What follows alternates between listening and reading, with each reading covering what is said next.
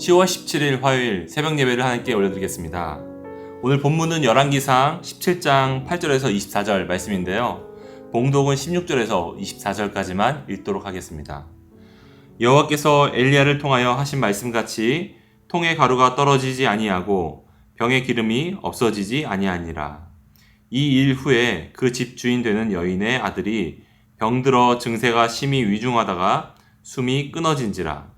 여인이 엘리야에게 이르되 하나님의 사람이여 당신이 나와 더불어 무슨 상관이 있기로 내 죄를 생각나게 하고 또 내 아들을 죽게 하려고 내게 오셨나이까.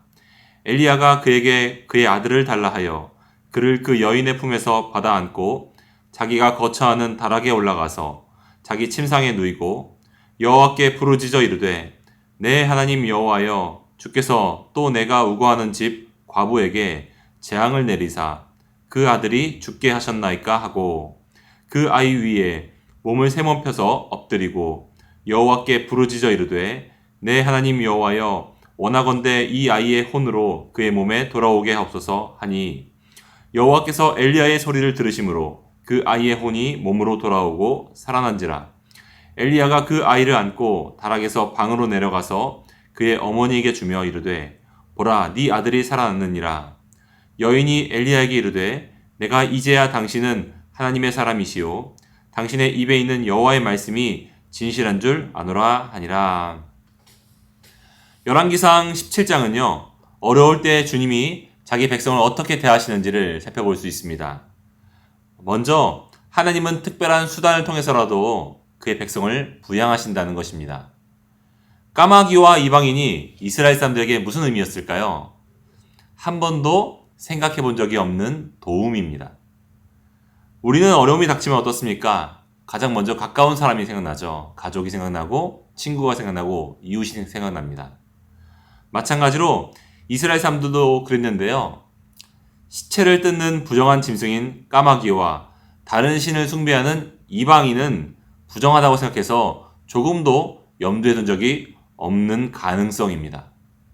하나님은 엘리야를 통해서 어제 오늘 우리에게 말씀해 주시죠. 그분은 자기 백성을 어떻게 부양하시는가? 우리가 단 한 번도 생각해 본 적 없는 그런 방식으로 그렇게 하십니다. 그럼으로써 그 도움이 철저히 하나님에 의한 것임을 우리에게 알게 하시는 것이죠. 또한 유배는 주님이 그분의 백성을 대하시는 최종적인 단어가 아니라는 것입니다.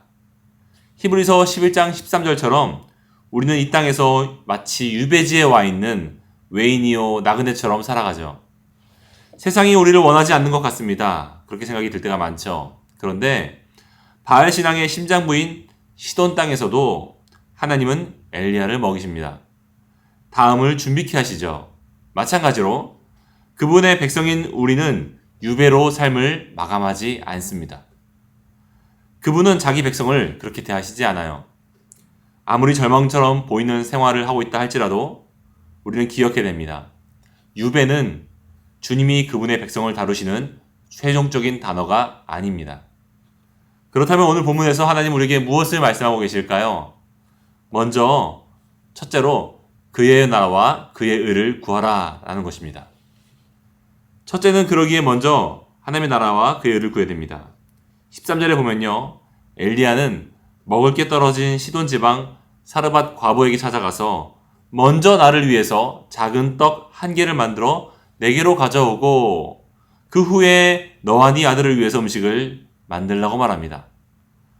물론 이것은 엘리야가 마치 욕심을 낸 것처럼 보일 수 있습니다.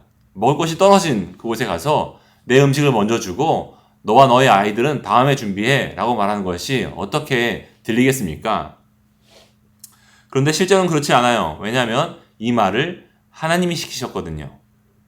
엘리야는 그 이유를 이렇게 설명합니다. 14절 이스라엘의 하나님 여호와의 말씀이 나 여호와가 비를 지면에 내리는 날까지 당신의 통의 가루가 떨어지지 않고 병의 기름이 마르지 않게 하리라 하셨느니라.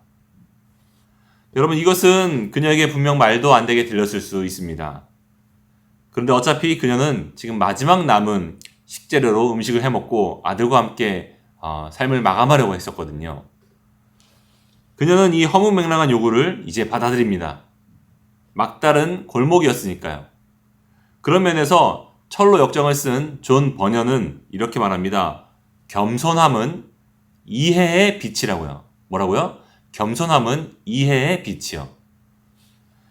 그녀의 가난과 역경이 그녀로 겸손하게 했고 그녀의 이성에서 믿음으로 도약하게 했습니다. 그리고 그 결과를 누리게 했죠. 신약 성경에서 예수님이 우리에게 먼저 하나님의 나라와 그분의 의를 구하라고 요구하신 것은요. 사실 비이성적인 요구로 들립니다. 당장 내 눈앞에 나를 위해서 챙겨야 될 게 산더미이기 때문이죠. 그래서 우리는 예수님이 하신 그 말씀 뒷부분처럼 이 모든 것을 항상 먼저 구합니다. 그의 나라와 그의 의를 구하는 것이 아니라 이 모든 것, 나머지 모든 것을 먼저 구하는 것이죠. 그래서 하나님의 나라도 경험하지 못하고 이 모든 것도 얻지 못하는 그런 악순환을 우리는 겪고 있다라는 것입니다. 그런데 믿음은요, 기본적으로 현실에서 믿음으로 도약을 요구합니다. 현실적인 이성에서 믿음으로 도약을 요구한다는 것이죠. 예수님은 그리하면 이 모든 것을 우리에게 더하신다라고 분명하게 약속하셨습니다. 그럼 또한 두 번째로는요, 우리에게 본문을 통해서 말씀하신 진리는 말씀에 순종해도 그러나 어려움이 있을 수 있다라는 것입니다. 이게 무슨 말일까요? 아니 조금 전까지 순종하면 이 모든 것을 더한다고 하지 않으셨는가 묻고 싶으실 것 같아요. 네, 맞습니다, 여러분. 본래 말씀에는 순종한다는 것이 그런 결과를 낳는다고 이야기하고 있죠. 여러분, 말씀에 순종한다는 것은 하나님 만드신 창조 세상에, 창조 세계에 그 질서에 올라탄다는 것을 의미합니다. 그러니까 그 질서가 건강하기 때문에 그 질서 위에 올라타면 우리는 그 질서의 복을 누리는 거죠. 그게 말씀에 순종한다는 의미예요. 근데 현실은 어떻죠? 현실은 뭔가 그런 것 같지 않아요. 정확하게 딱 그렇게 들어맞지 않는 경우들이 있거든요. 왜 그럴까요? 여러분, 우리는 세상이 타락했다라는 것을 잊지 않아야 됩니다. 팀켈러 목사님은 성경에 시가서들이 적혀있는 이유를 이렇게 설명합니다. 잠언서는 하나님이 만드신 세상의 창조와 질서를 그 질서의 원리가 담겨있다라고 보는 거죠. 잠언의 말씀대로 해야 아름다운 결과가 인생에 있는 거죠. 전도서는 어떻습니까? 솔로몬의 한탄이 있잖아요. 솔로몬의 어떤 슬픔과 또 그렇게 살아봤더니 그런 결과가 안 나오더라 라는 얘기가 있거든요. 왜 그러냐면요. 전도서는 하나님 만드신 세상이 타락했음을 이야기하고 있습니다. 그러므로 잠언 말씀대로 하면 건강한 결과를 얻게 되지만 꼭 그렇지 못할 때가 있다는 겁니다. 그럼 욥기는 뭘 말합니까? 하나님의 지혜가 인간의 지혜를 훨씬 뛰어넘는다는 것을 이야기하죠. 그러므로 지금 우리가 하나님의 말씀대로 순종을 하다가 비록 고난을 겪는다 할지라도 그 고난의 의미는 반드시 기쁨으로 해석될 그런 날이 올 수 있다라는 겁니다. 하나님 안에서요. 우리가 하나님 안에 있다면요. 여러분, 사르밧 과부는요, 순종했지만 곧 그의 아들은 갑자기 죽게 됩니다. 그녀는 엘리야에게 이렇게 따지는 거죠. 아니, 하나님의 사람이요. 당신이 나와 무슨 상관이기 때문에 내 아들을 죽게 했습니까? 왜 우리 집에 왔습니까? 근데 사실 그녀는 엘리야에게 따지고 있는 것이 아니라 엘리야의 하나님에게 따지고 있는 것입니다. 아니, 나는 바알을 숭배하는 시돈 사람인데 왜 내 귀를 솔깃하게 해가지고 내 아들을 나보다 먼저 죽게 했습니까? 라고 따지는 거예요. 그런데 마침내 그녀의 아들은 다시 살아나죠. 여러분, 엘리야가 그 아이를 안고 높은 방에 올라가서 누이고 그 죽은 시신 위에 자기 몸을 3번이나 폭에 엎드린 다음에 부르짖어 기도합니다. 그랬더니 그 아이가 살아나죠. 우리는 이 성경을 보면서 그 엘리야의 행동이 되게 기이하고 되게 조금은 엽기적으로 보이기까지 합니다. 죽은 시체 위에 같이 누워서 폭에서 기도한다니요. 그런데 여러분, 그 아이가 그러고서 살아나거든요. 그리고 그 여인이 마침내 고백하는 걸 들어보십시오. 24절. 내가 이제야 당신이 하나님의 사람이시요 당신의 입에 있는 여호와의 말씀이 진실한 줄 아노라. 여러분, 바로 이것이 말씀에 순종해도 어려움을 겪었던 이유의 진짜 이유입니다. 하나님은 그녀가 정말 하나님이 어떤 분이신지를 알게 하신 거예요. 자, 이제 결론을 맺겠습니다. 에베소서 2장 4절에서 바울은 이렇게 말합니다. 긍휼이 풍성하신 하나님이 우리를 사랑하신 그 큰 사랑을 인하여 허물로 죽은 우리를 그리스도와 함께 살리셨고, 어떻게요? 허물로 죽은 우리를 그리스도와 함께 살리셨고, 또 함께 일으키사 그리스도 예수 안에서 함께 하늘에 앉히셨느니라. 여러분, 사랑하는 여러분, 예수님의 나라와 그분의 뜻을 위해 먼저 여러분의 삶을 드리는 삶을 사십시오. 영어로 기쁨을 뜻하는 joy는요, J-O-Y로 되어 있잖아요. 그렇죠? Jesus first, other second, you third.